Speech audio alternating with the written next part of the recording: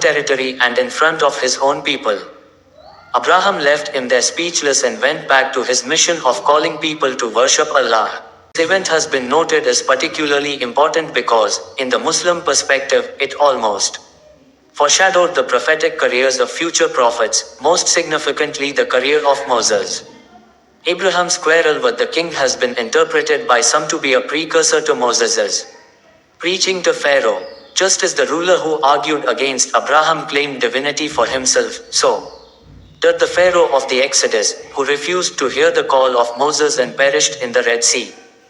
In this particular incident, scholars have further commented on Abraham's wisdom in employing rational, wise and target-oriented speech as opposed to pointless arguments. Abraham, in the eyes of many Muslims, also symbolized the highest moral values essential to any person. The Quran details the account of the angels coming to Abraham to tell him of the birth of Ishmael.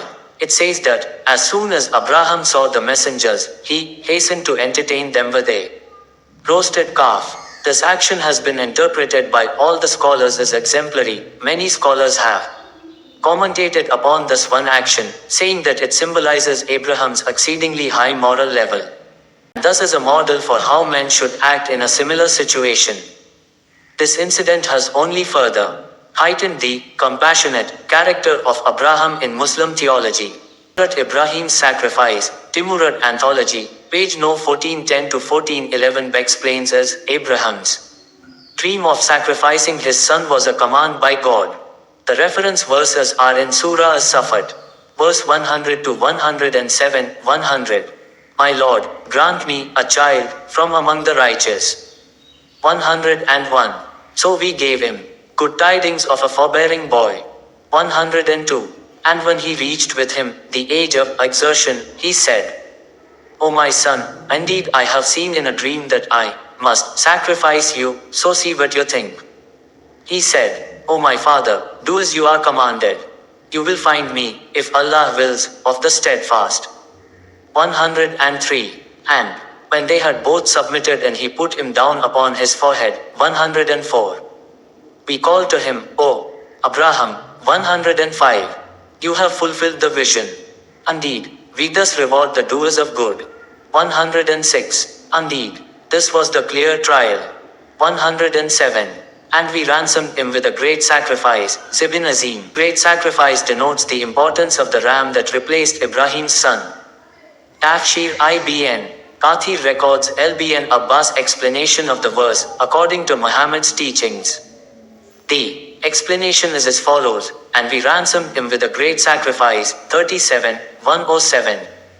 It was reported that Ibn Abbas, may Allah be pleased with him, said, a ram which had grazed in paradise for 40 years. Tafsir Ibn Kathir 37, 107. The Tafsir further goes on to say that the ram's horns were preserved until the time of Muhammad. Imam Ahmad recorded that Safiya bint Sheba said, a woman from Bani Sulaim, who was the midwife of most of the people in our household, told me that the Messenger of Allah sent for Uthman bin Talha, may Allah be pleased with him. On one occasion, she said, El asked Uthman, why did the Prophet call you? He said, the Messenger of Allah said to me, I saw the horns of the ram when I entered the house, i.e., the Kaaba, and I forgot to tell you to cover them up, for there should not be anything in the house which could distract the worshipper. Sufyan said, the horns of the ram remained hanging in the house until it was burned, and they were burned too.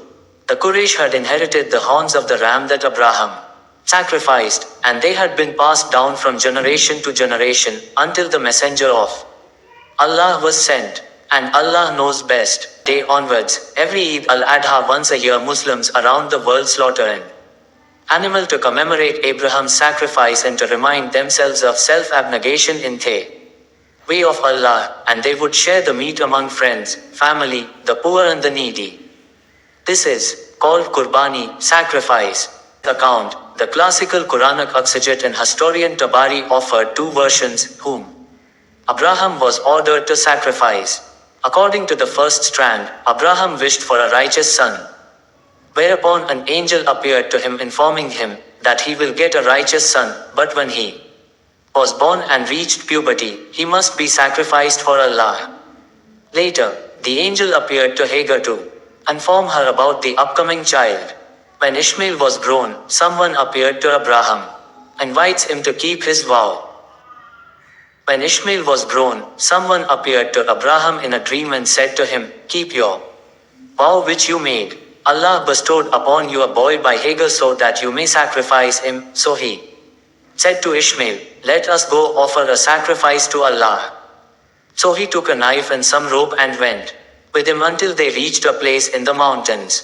The boy said to him, "O father, where is your sacrifice?" He replied, "O my son, I saw in a dream that I will slaughter you.